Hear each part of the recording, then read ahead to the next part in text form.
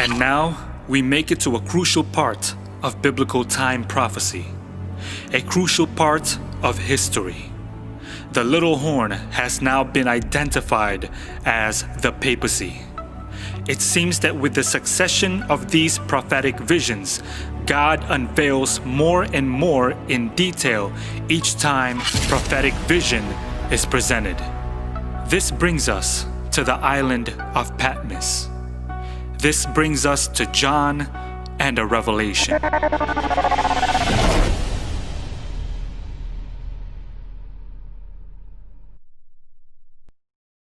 The book of Revelation is a very, very interesting book of the Bible. Now, this is a book that I've read over and over again for the last 8 years of my life. This book was written by John the Revelator, and in this book he describes the visions he had seen while being visited by the Lord at the island of Patmos in his exile. When I was reading this book, I focused particularly on the scary parts because those were the things that, as a young man, interested me most about the Bible. In Revelation 13, John saw a vision of a beast that rises out of the sea. This beast had 7 heads and 10 horns, and John says that all the world wondered after this particular beast. After this beast that rises out of the sea, John saw another beast that rises out of the earth. This beast had 2 horns like a lamb and spake like a dragon. Now, who are these beasts and what do they represent? I believe that these prophecies give us insight and, most importantly, warnings about events soon to take place in the near future. Revelation 13 goes on to say that these beasts will cause people to have a mark, and whoever is not found with the mark cannot buy or sell and eventually will be killed. So the more we know, the better we are able to prepare for this coming crisis. The list of descriptions given to describe these 2 beasts of Revelation 13 are quite similar to the descriptions given to describe the beasts of Daniel 7. But in order to figure out who or what these beasts represent, we must first again learn more keys to unlock the meaning of the symbols that give us the clues which reveal the identity of these beasts. Let's take a look at the keys. What is a beast a symbol of in Bible prophecy? We now know from Daniel 7 that a beast is a symbol for a political power, a kingdom, a nation, or a superpower. What is the sea or waters a symbol of in Bible prophecy? Revelation 13 verse 1 says, "And I stood upon the sand of the sea and saw a beast rise up out of the sea, having 7 heads and 10 horns, and upon his horns 10 crowns, and upon his heads the name of blasphemy." Now, if you go over to Revelation 17 and verse 3, John, being carried away in the spirit, says, "I saw a woman sit upon a scarlet-colored beast, full of the names of blasphemy, having 7 heads and 10 horns." Now, this is the same beast. And now John says that a woman is sitting on top of the beast that rises out of the sea. In Revelation 17 and verse 15, an angel tells John, "The waters which thou sawest, where the whore sitteth, are peoples and multitudes and nations and tongues." So the waters or the sea in prophecy is a symbol for people or a densely populated area. What is a horn a symbol of in Bible prophecy? Now, we already know that a horn is a symbol for a king, a kingdom, or power. What is the Bible definition of blasphemy? We've also learned from the study before this the 2 Bible definitions of blasphemy. Bible definition number 1, when a man claims to be God on earth, that is blasphemy. Bible definition number 2, when a man claims to have the power to forgive sin, that is also blasphemy. Revelation 13 says about the first beast that he will continue 42 months. Now remember, 42 months or 42 months is the same as time, times, and the dividing of time, which is 3.5 years. Again, in the Hebrew calendar, there's only 30 days per month. 42 months, 30 days each month, that's 1260 days, but we also already know that a day in Bible prophecy equals to a literal year. So that 42-month prophetic period is actually 1260 literal years. What is a dragon a symbol of in Bible prophecy?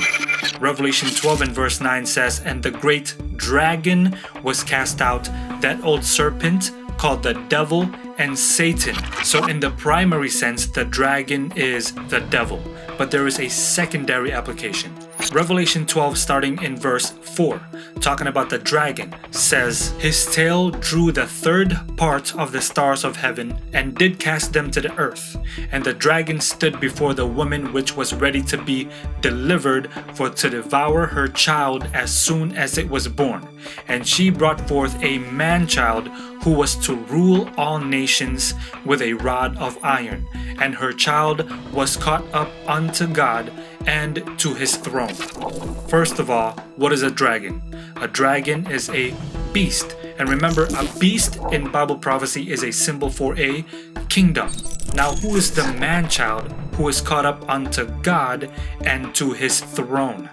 That would be Jesus Christ. So, verse 4 of Revelation 12 says that this dragon, this beast, or this kingdom wanted to devour the man-child, which was Jesus Christ, or kill Jesus Christ as soon as he was born.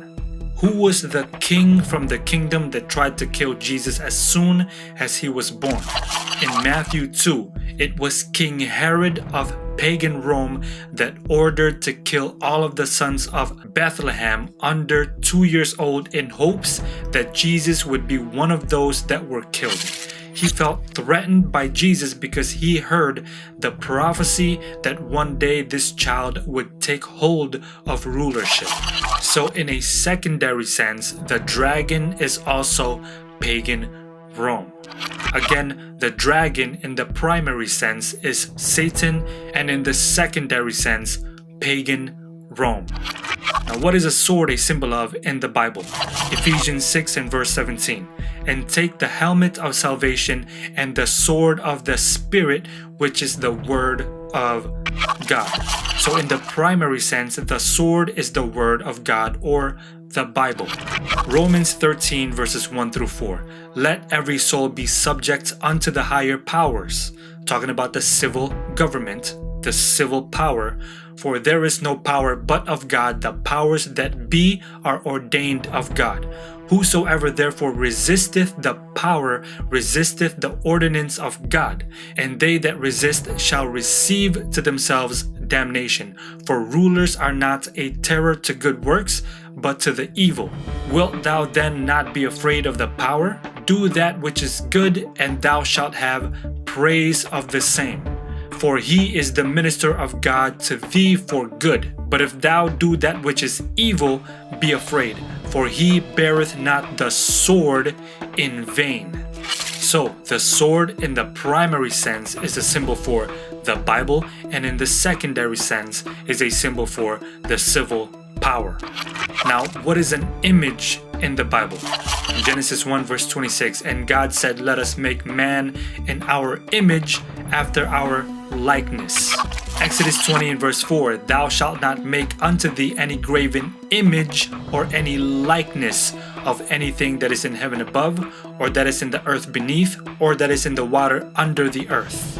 So in the Bible, an image of something is a likeness of something. Now, what is the Bible definition of worship? The word for worship in Hebrew is the word shaka, and in Greek it is the word proskuneo.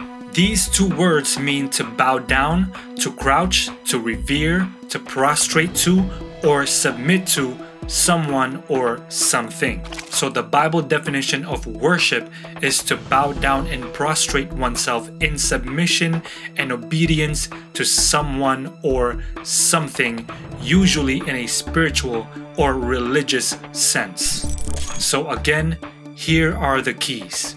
A beast is a symbol for a superpower. The sea or the waters is a symbol for peoples, multitudes, nations, and tongues. In other words, a densely populated area.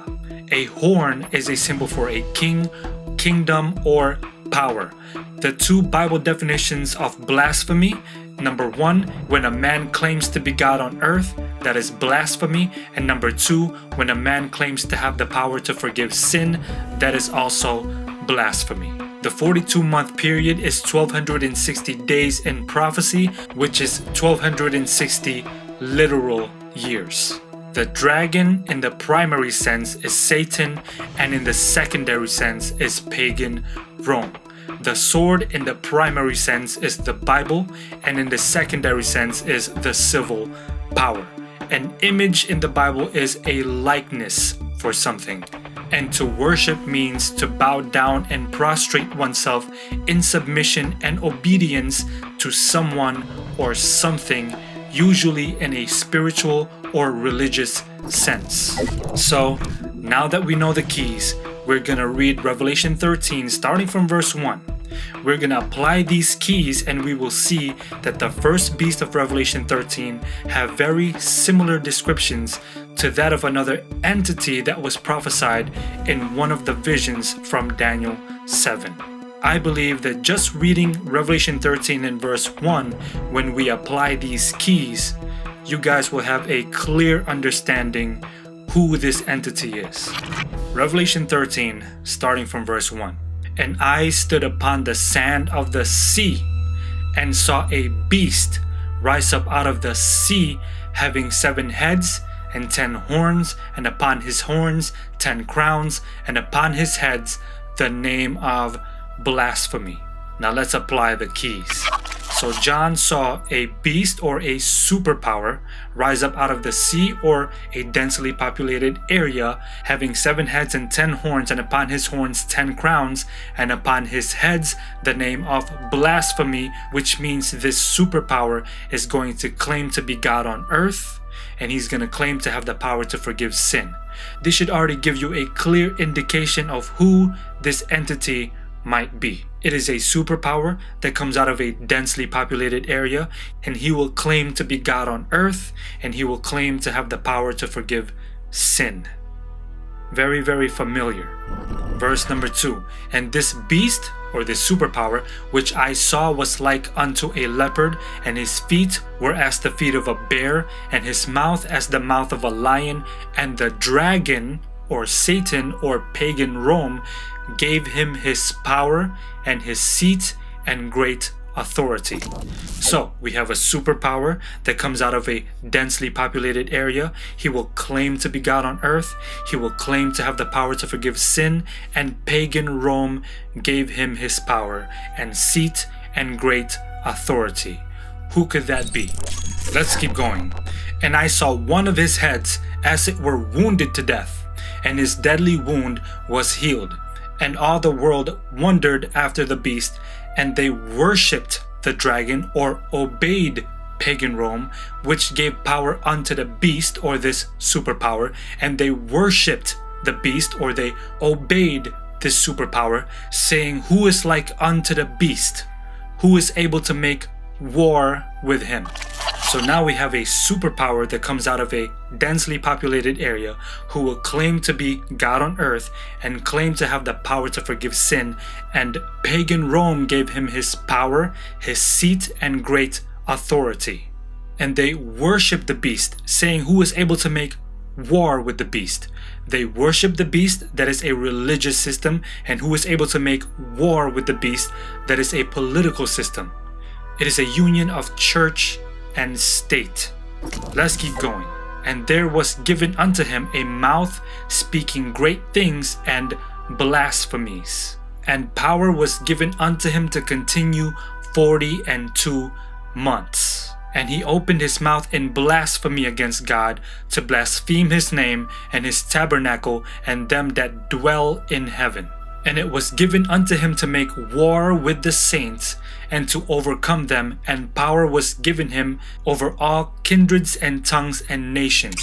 So the superpower is a persecuting power. Again, he will blaspheme God, he will claim to be God on earth, and he will claim to have the power to forgive sin, and he will continue 42 months. That is 1260 days in prophecy, 1260 literal years. Now, what is the only entity in the world that fit these descriptions? I'm sure we all know who John was talking about now. Let's keep going.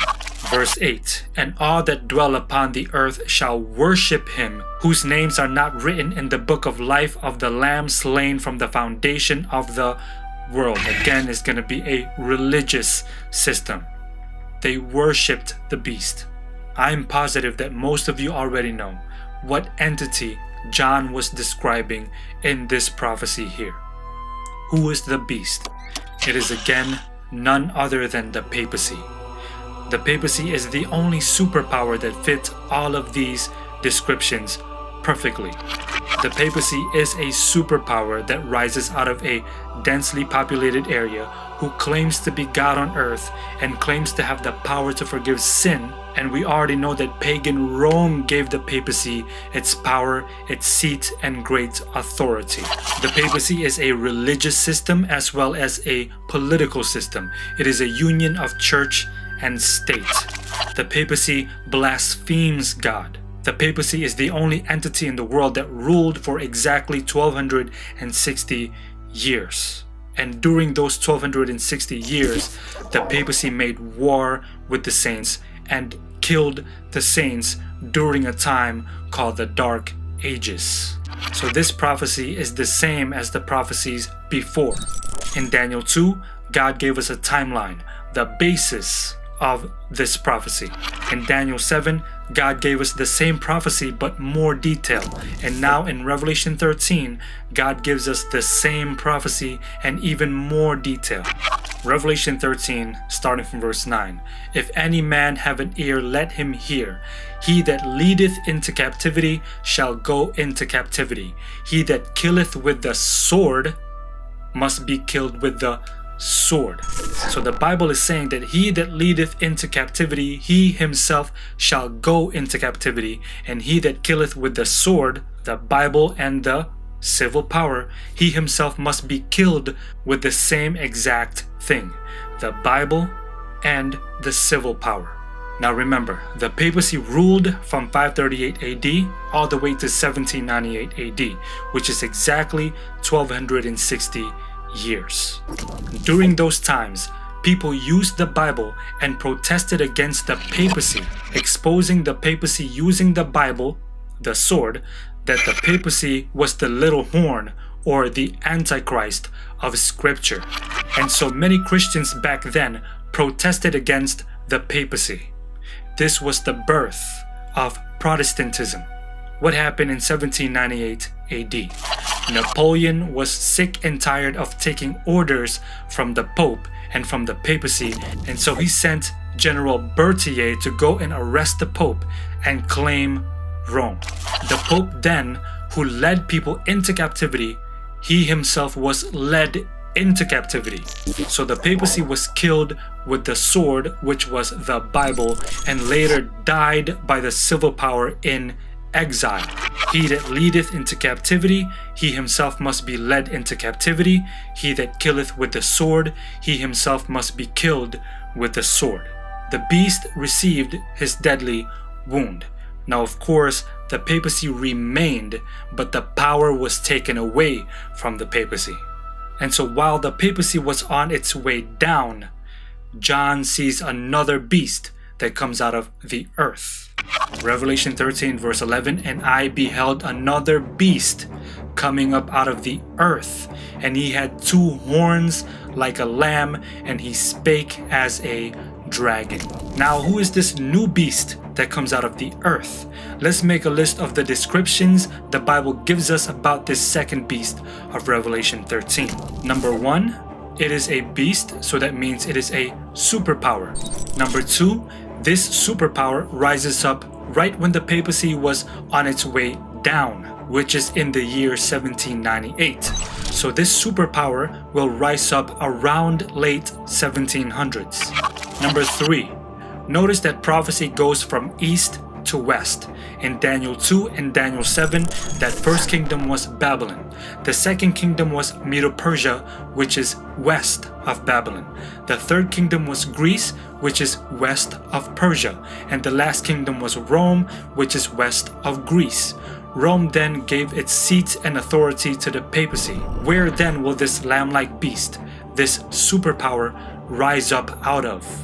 If we follow the movement of prophecy, it should rise up in the western hemisphere and not the eastern hemisphere, in the new world and not the old world.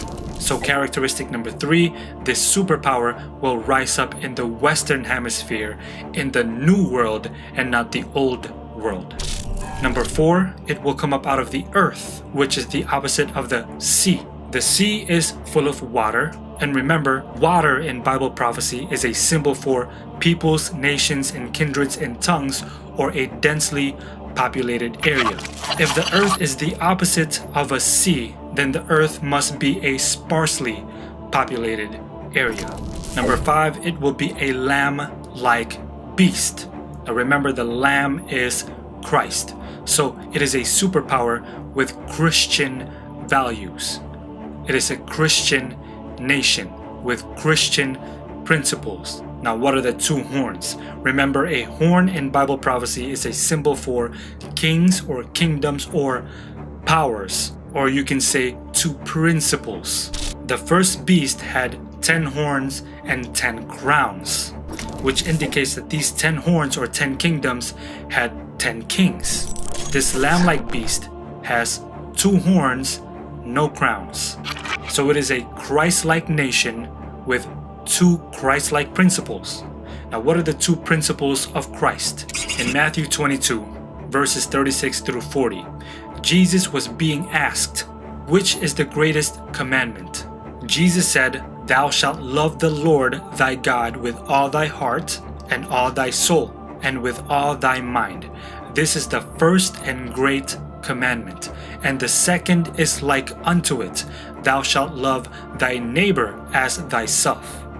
On these 2 commandments hang all the law and the prophets." So the 2 principles of Christ is love God and love your neighbors. This is why God specifically wrote the 10 commandments on 2 tables of stone. Not 1, not 3. 2 tables of stone for a very specific reason. The first table, which contains the first 4 commandments, describes our duty towards God, governed strictly by a religious power. This is a spiritual kingdom. The second table, which contains the last 6 commandments, describes our duty towards man, our neighbors, governed strictly by a civil power. This is the civil kingdom. Now, these 2 principles were even laid out by Jesus Christ himself in Mark 12. A group of people came to ask Jesus, "Master, we know that thou art true and carest for no man. For thou regardest not the person of men, but teachest the way of God in truth. Is it lawful to give tribute to Caesar or not? Shall we give or shall we not give?" But he, knowing their hypocrisy, said unto them, "Why tempt ye me? Bring me a penny, may I see it? And they brought it. And he saith unto them, Whose is the image and superscription? And they said unto him, Caesar's. And Jesus answering said unto them, Render to Caesar the things that are Caesar's, and to God the things that are God's.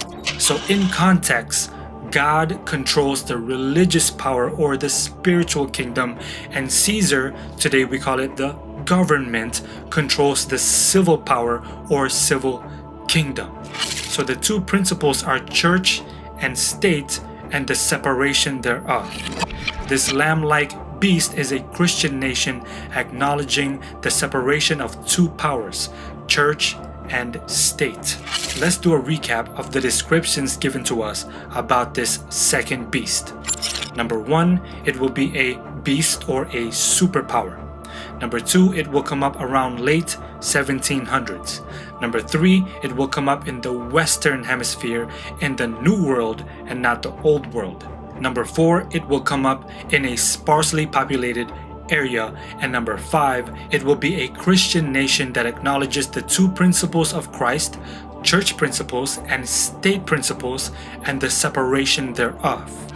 What is the only Christian-based superpower that rises up in the late 1700s in a sparsely populated area in the Western Hemisphere who acknowledges church and state and the separation thereof? It is none other than the United States of America. Is America a superpower? The United States of America is actually the most influential superpower in the world today since the papacy. Did it come up in the late 1700s? 1776 was the Declaration of Independence.